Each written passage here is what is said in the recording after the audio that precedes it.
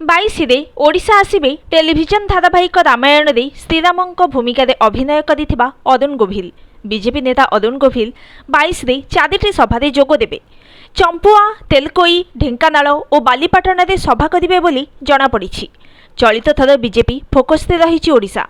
प्रधानमंत्री ठारू गृहमंत्री पर्यंत बीजेपी केंद्रीय नेता बारंबार ओडिशा आसी बीजेपी सपक्ष में जारी रखिछंती धुआंधार प्रचार।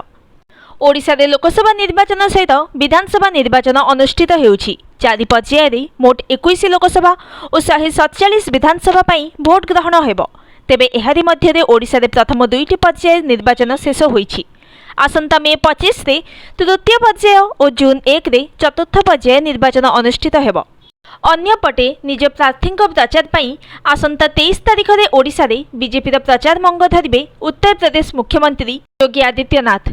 दिनिकिया गस्तरे आसी चिलिका और सालेपुर कुलिया रे निर्वाचनी सभा करिबे यूपी मुख्यमंत्री योगी आदित्यनाथ। सेहीपरि आसंता 23 रे ओडिशा आसुछंती बीजेपी राष्ट्रीय अध्यक्ष जेपी नड्डा। से करंजिया, धामनगर, बड़चना और बालिकुदा रे प्रचार करिबे। सेपटे आज ओडिशा रे माराथन प्रचार करुछंती केंद्र गृहमंत्री अमित शाह। प्रथमे सालेपुर और तापरे केन्दुझर विशाल जनसभा को संबोधित करबा परे परजंग और शेष नयगढ़ रे निर्वाचनी सभा जोग देबे। संबलपुर सभा आसु आसु बसिथिले केंद्र गृहमंत्री अमित शाह। स्वभाव कवि गंगाधर मेहेरकर आत्मा को आज शांति मिलुथबो। ओडिशा रे ओडिया भाषा संस्कृति आधार रे सरकार हेबाकु जाउछि। एथर ओडिशा रे डबल इंजिन सरकार हेबाकु जाउछि बोली कहिसेंती शाह। से आहुरी कहिसेंती जे ए पर्यंत देश रे 5 पर्याय निर्वाचन सरिलाणी। 5 पर्याय परे मोदी 300 पार करि सारिलेनी। 7 पर्याय निर्वाचन परे 400 पार होई जाइथिबो। तेबे ओडिशा को केवल 400 पार नुहे, एठारे भी पद्म फुटिबा दरकार। ओडिशार कला संस्कृतिर सुरक्षा पाई बीजेपी सरकार दरकार बोली कहिसेंती अमित शाह। ओडिशा सरकार पाइक विद्रोह को भूलिबाकू व्यवस्था करुछि। प्रधानमंत्री पाइक विद्रोह स्मरण रे स्वतंत्र मुद्रा प्रचलन करिसेंती। नवीन बाबू ओडिया अस्मितार तंटी चिपिबाकू उद्यम करिसेंती। ओडिशा रे कोनोसी तमिल लोक शासन करि परिबेनी। ओडिशार शासन ओडिशार संतान ही करिबे बोली संबलपुर सभा रे दृढ़ोक्ति सहित कहिसेंती गृहमंत्री अमित शाह।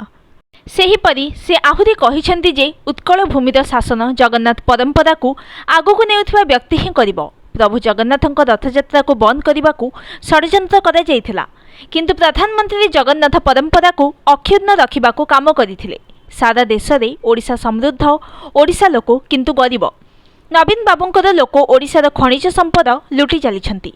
कथा देउछि बीजेपी सरकार आसिले खनिज संपदर सुविनियोग हेबो। ओडिशा रे सबु अछि, किंतु गोटिए जिनिस ही केवल अभाव, ताहा हेउछि ओडिशा पई परिश्रम कला भली मुख्यमंत्री नाहंती।